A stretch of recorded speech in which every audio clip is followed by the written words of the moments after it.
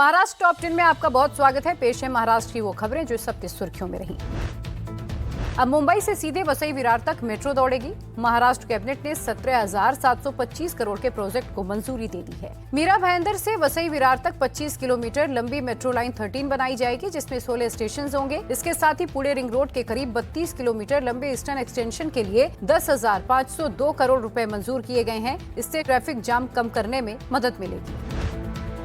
मुंबई की कनेक्टिविटी को एक और नया बूस्टर मिला है। मुख्यमंत्री देवेंद्र फडणवीस ने चेंबूर मेट्रो स्टेशन और Santa cruise Chembur link road के फेज 2 में बने 1.4 किलोमीटर लंबे एलिवेटेड रोड का उद्घाटन किया। इस मौके पर उप मुख्यमंत्री सुनेत्रा अजित पवार भी मौजूद रहीं। इसके साथ ही ठाणे बोरीवली ट्विन टनल के प्रोजेक्ट के TBM अर्जुना की शुरुआत भी की गई। ये टनल बनने के बाद ठाणे से बोरीवली का सफर करीब 90 मिनट से घटकर सिर्फ 12 से 15 मिनट रह जाएगा। मुख्यमंत्री फडणवीस ने बताया कि मुंबई की लोकल ट्रेन सर्विस को भी अपग्रेड किया जाएगा। मुंबई को 238 नई AC लोकल ट्रेनें भी मिलेंगी। महाराष्ट्र में सीएम फेलोशिप प्रोग्राम 2026 के नए बैच की शुरुआत हुई। मुख्यमंत्री देवेंद्र फडणवीस ने नए फेलोज से न्यू आइडियाज और सॉल्यूशंस के जरिए महाराष्ट्र के विकास में योगदान देने की अपील की। 2015 में शुरू हुए इस प्रोग्राम के फेलोज ने स्टार्टअप पॉलिसी, जिला स्तर के वॉर रूम्स और कई सरकारी योजनाओं में योगदान दिया है।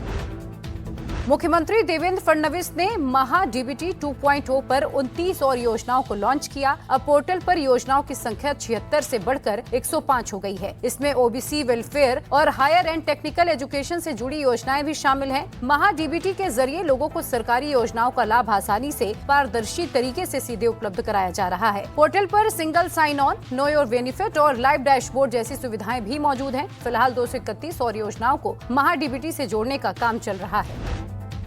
महाराष्ट्र के रेशम किसानों को फडणवीस सरकार ने बड़ी सौगात दी। मुख्यमंत्री देवेंद्र फडणवीस ने जालना में नए सिल्क कोकून मार्केट का उद्घाटन किया और कहा कि सरकार जालना को सिल्क इंडस्ट्री के बड़े हब के रूप में विकसित कर रही है। जालना अब सिल्क सीड और स्टील यानी कि SSS सिटी के रूप में अपनी पहचान बना रहा है। उन्होंने कहा कि सरकार का फोकस रेशम उत्पादन से लेकर प्रोसेसिंग, टेक्सटाइल, मैन्युफैक्चरिंग, ब्रांडिंग और मार्केट तक पूरी वैल्यू चेन तैयार करने पर है, जिससे आमदनी और रोजगार के नए अवसर बनेंगे। इस मौके पर सीएम ने जालना के सिल्क प्रोडक्ट्स के लिए जालनाई ब्रांड और उसका लोगो भी लॉन्च किया।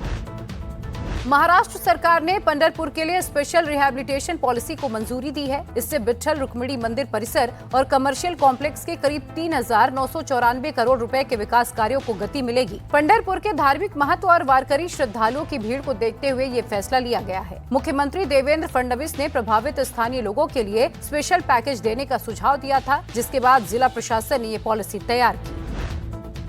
ठाणे में हिंदू हृदय सम्राट बाला साहेब ठाकरे मराठी भाषा पाठ्यक्रम अभियान का समापन हुआ, जिसमें उप मुख्यमंत्री एकनाथ शिंदे शामिल हुए। 105 दिन तक चले इस अभियान में 1.25 लाख ऑटो रिक्शा और टैक्सी ड्राइवर्स को मराठी भाषा की ट्रेनिंग दी गई। इसका आयोजन महाराष्ट्र परिवहन विभाग और महाराष्ट्र राज्य मराठी विकास संस्था समेत साहित्यिक संस्थाओं ने मिलकर किया। एकनाथ शिंदे ने कहा कि मराठी किसी पर थोपी जाने वाली नहीं, बल्कि प्रेम और सम्मान से अपनाई जाने वाली भाषा है।